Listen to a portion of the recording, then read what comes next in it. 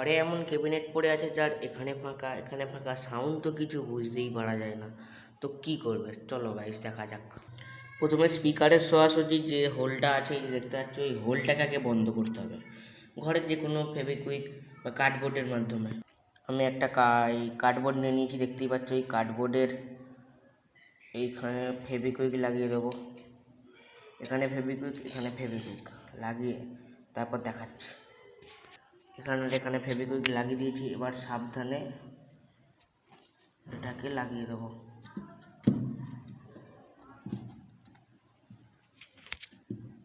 কিছুক্ষণ চেপে রাখবো, তারপর পুরোপুরি এঁটে দিয়েছি। এমনভাবে এঁটেছি যার কখনো হাওয়ার পাস হতে পারবে না এখান থেকে, ভালোভাবে আঁটা হয়ে গেছে, ঠিক আছে। তারপর ঘরে থাকা একটা পাইপের বা ছোটো টুকরো, তাকে এইখানটা এমন বসাবো, বসিয়ে দেখাচ্ছি। এবার এটা এয়ার টাইট হয়েছে। এই যে এই সামনে একটুখানি ফাঁকা, এইটাই। এবার এটাকে আমি ফিটিং করে বাজিয়ে দেখাচ্ছি।